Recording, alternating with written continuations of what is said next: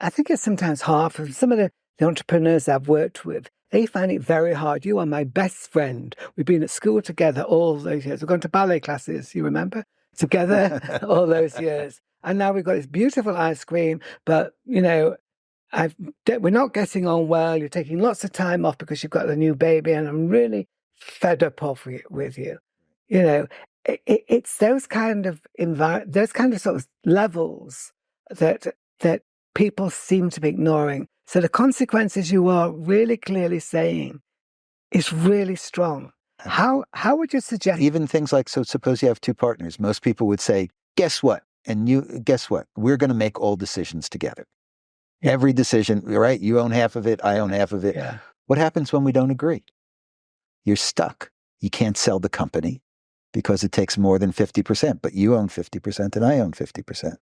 You can't sell the company. You can't bring in a partner. You can't do anything because it's almost like what's going on in the Congress these days.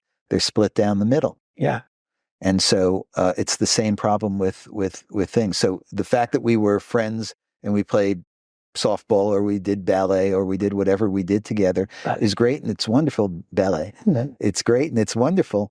It's important to separate friendship from business sometimes. But what's the documentation? I mean, how complex is it? People out there, but when I think things that's very difficult for people out there, and I suppose it must be so difficult, and especially at the moment, if you're not falling out, to actually start talking about having contracts in case you fall out. It's like you've been married for 2 years and you say, oh, let's have a pre-nup or a post-nup, maybe it's a call now. Any suggestions on how you bring that conversation? The answer is there's no way to make it easy. It is by necessity fraught. There is a phrase, the cesspool of human emotions. Right. And sometimes there's just no way to avoid it. You just need to face it. That's part of what it means to be an entrepreneur, to face difficult situations with a clear mind and a clear head. And and it's important to remember that not all of your challenges will be external, right? To people outside of the company. Sometimes they will be your own partners. Sometimes they'll be your own employees. And you need to be very careful. And you need to treat your business like a business. Because if you treat it as something else, you will get hurt. Yeah. I suppose everybody could say, you listen to Bernie Michael, and he advised you that you have to do this on this podcast. And, we haven't, so maybe we should do it. So that's a good idea.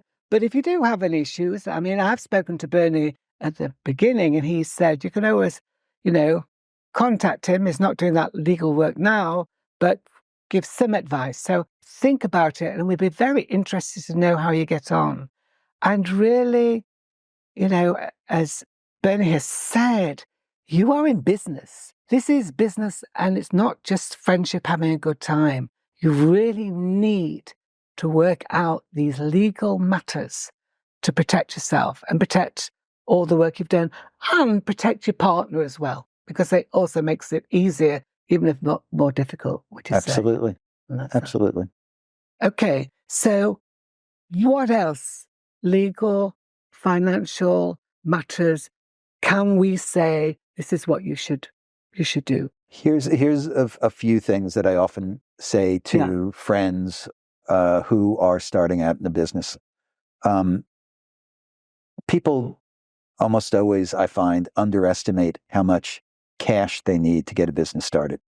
They think, well, everything will go smoothly and we'll get it done, and what can it really cost? But once you get into the business, everything costs. And in the beginning of a business, you generally don't have that much cash flow, if any cash flow. And so it's only the money that you've raised up front that you have.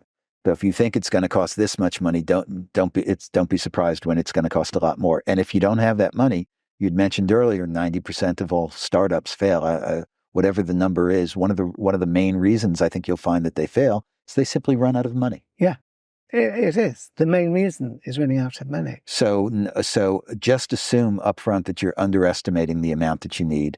Raise more, or have people committed to raise more. What some people do is there's a difference between what we call committed capital and invested capital. So I might go to you, Larry, and say, please be a partner in my candle business here.